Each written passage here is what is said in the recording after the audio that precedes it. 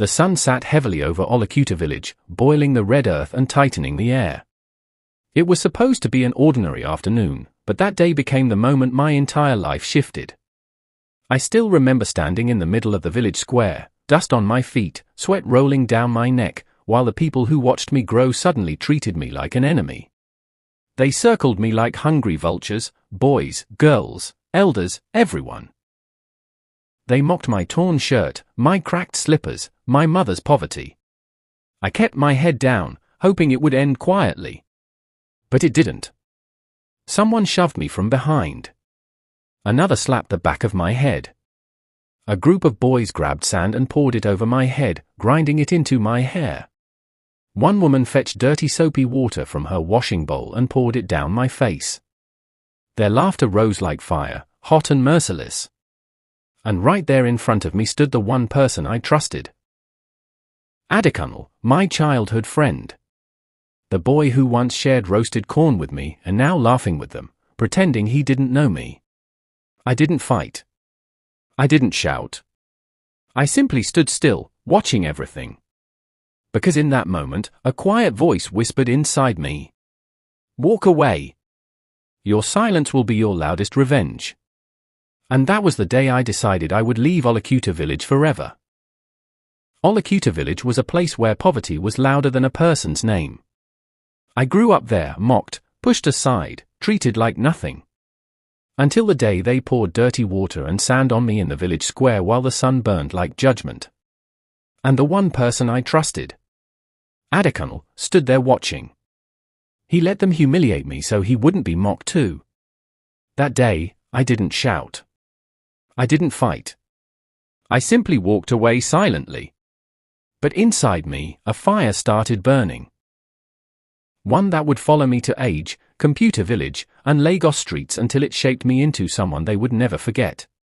If you love real-life African stories filled with pain, betrayal, rise, and destiny, please like this video, share it with someone who believes in silent revenge, and comment I will rise if you're watching this from a difficult place. And don't forget to subscribe for more powerful stories like this.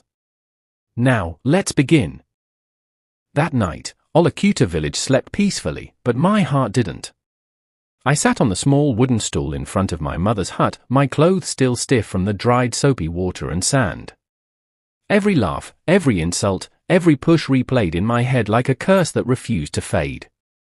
My mother, Mama Rizai, came out quietly, her wrapper tied loosely, her eyes tired but full of love. She didn't need to ask what happened. She saw it on my skin.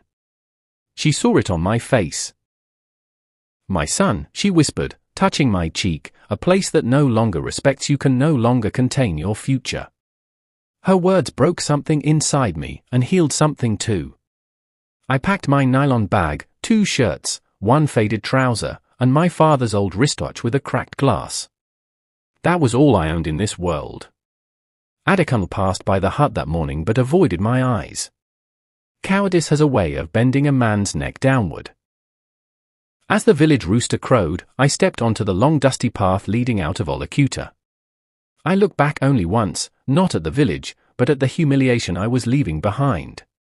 With 2,800 Nigerian nairas in my pocket and nothing else but my silence and my anger, I walked away. Not knowing that one day, I would return louder than thunder. Lagos did not welcome me with open arms, it hit me like a fast-moving danfo with faulty brakes. The moment I stepped out of the rickety bus at Age Underbridge, the noise swallowed me whole. Conductors hanging from bus doors screamed, "Age! Age! One chance, oh, enter with your sense."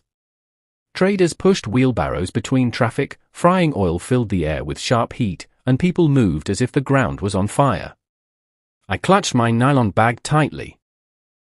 Everything I owned could be stolen in a second. Auntie Ronk found me quickly. Her wrapper was tied high, her voice loud enough to scatter mosquitoes. "Olamide. N-A-U-B this? Come, follow me before Lagos swallow you." Her one-room face-me-I-face-you apartment sat inside a crowded compound where everyone's business was public information. Children ran everywhere, men argued over football, women shouted from window to window. I slept on a thin mat in the corridor, my pillow a folded towel. But even that felt safer than Olacuta. The hustle started immediately. At 4:30 a.m., Auntie Ronk would bang a spoon on her pot. Olamide. Wake up! Lagos no day pity slow people. My first job was pushing wheelbarrows at Age Market. The load was heavy, but the insults were heavier. Move Joa. You day slow like village boy. Sometimes customers refused to pay. Sometimes the men at the loading point harassed me. Many nights I returned home with aching bones and only 500 Nigerian nairas in my pocket. But Lagos was teaching me something Olacuta never did. Nobody cares about your pain, only your results. After 2 months, I found an apprentice position at a small phone repair kiosk near Dopamu Bridge. The ogre, Mallam Musa, was strict, but he liked my seriousness. You no get talk too much, he said. N a good thing. Person we no shout, fit learn. I spent nights watching YouTube tutorials on cracked screens, charging ports, motherboard repairs. I practiced on damaged phones customers abandoned. My fingers burned, my eyes strained, but my determination sharpened. I stopped thinking of Adekunle. I stopped thinking of the villagers. I started thinking only of who I wanted to become. And just like that, Lagos began shaping the quiet fire inside me. 6 years in Lagos can shape a man or break him. For me, Lagos did both. It shattered who I used to be and rebuilt me into someone I never imagined. I started as a boy who arrived with a nylon bag. But 6 years later, Lagos carved me into something else entirely. Year 1, the fire begins. My day started before the sun. I swept Mallam Musa's kiosk, cleaned screens, fetched tools, and delivered repaired phones to customers across Age. The work wasn't glamorous, but every screw I turned, every battery I changed, every cracked screen I replaced pulled me further away from the humiliation of Olacuta village. I saved every kobo. I avoided friends. I avoided distractions. Pain became fuel. Year 2, Age to Ikeja. Mallam Musa noticed my discipline. One evening he handed me a small bag of dead phones. Practice. If you fit repair half, you go become better than me. I worked night after night, soldering under a dim bulb in the corridor, sometimes burning my fingers, sometimes falling asleep on the mat with tools beside me. Soon, customers began asking for me specifically. Where that quiet boy?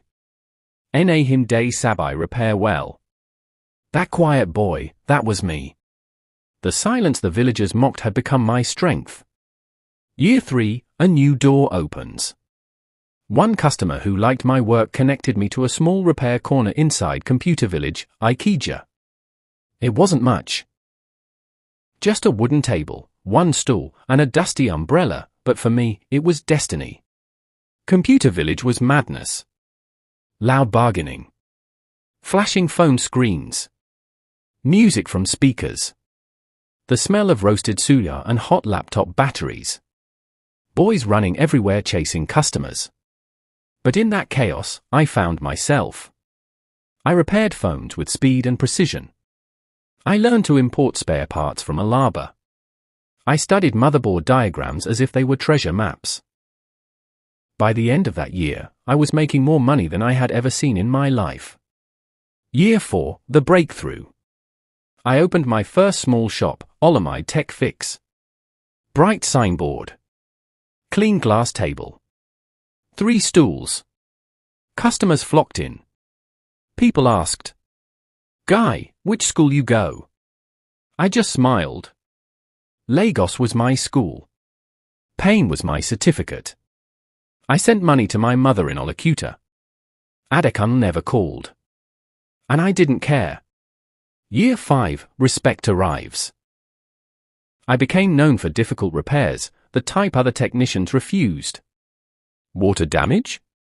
Dead motherboard? Burnt charging port? I handled them all.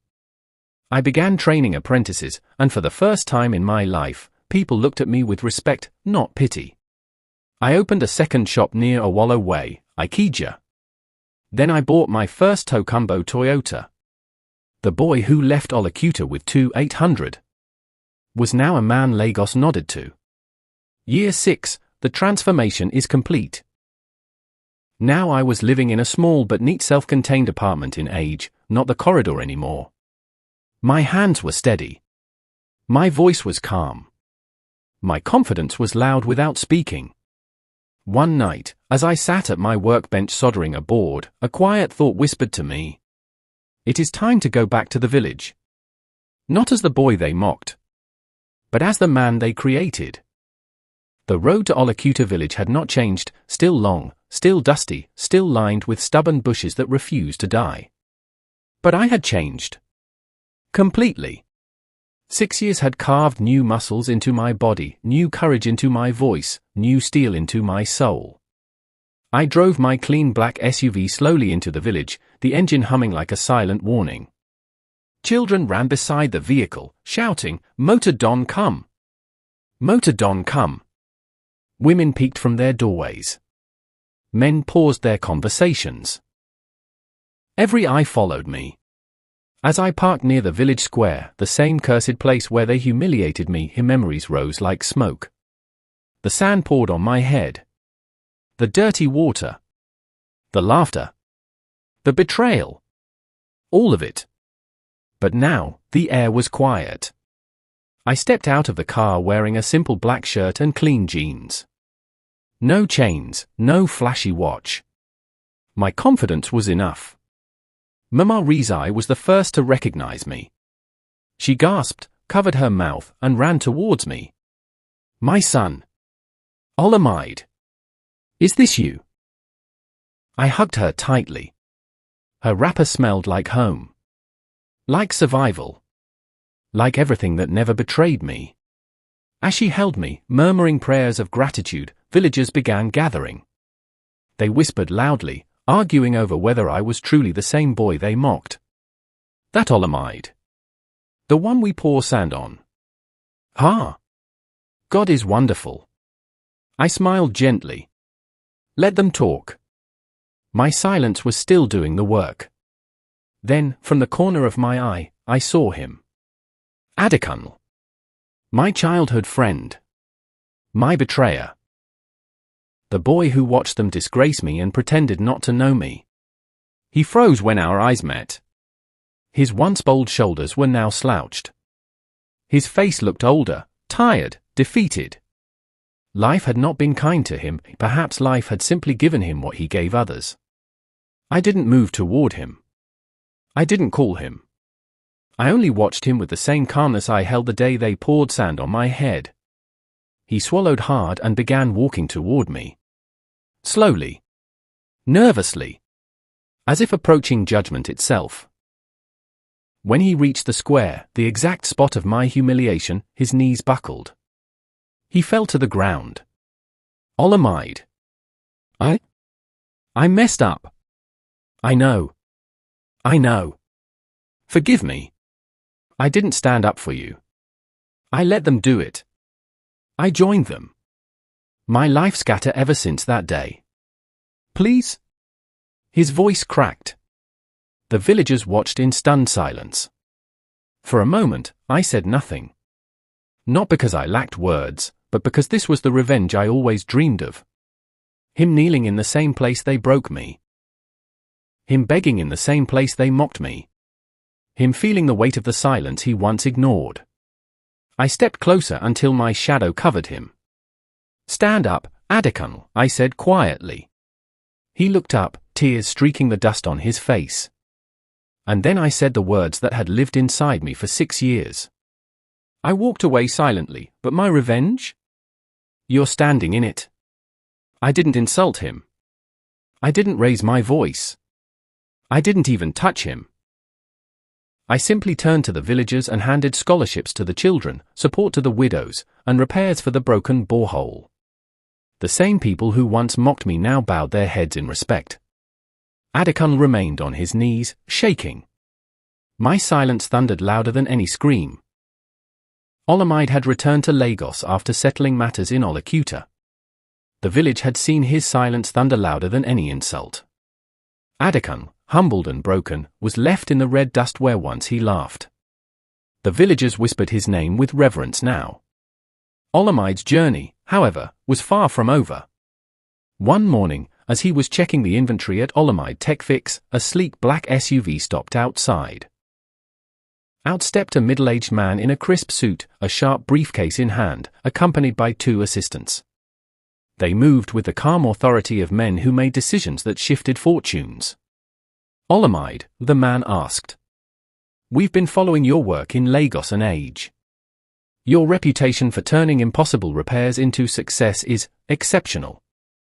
We would like to discuss a partnership, nationwide distribution and training programs. Your skills, our network. Together, we can transform Nigeria's tech repair industry. Olamide felt a quiet smile rise.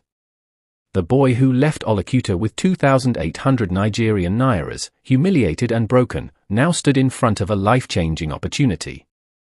He didn't need to argue, convince, or fight.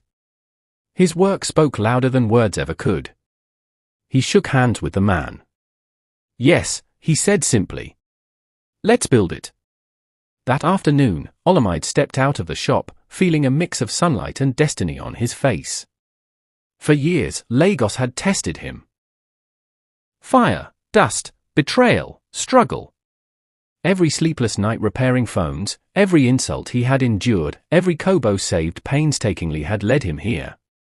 He looked down at his hands, steady, calloused, skilled. The same hands that had once carried nothing but dreams and hope now held the power to create jobs, mentor youths, and change lives. And as he drove toward Computer Village, passing traffic, bus conductors, and the familiar chaos, he realized something profound. Revenge had never been his end. Destiny was. For the first time in years, he felt complete. Olokuta Village, Adekun, Lagos Hustle, all had been steps in a journey designed to forge him into someone unstoppable.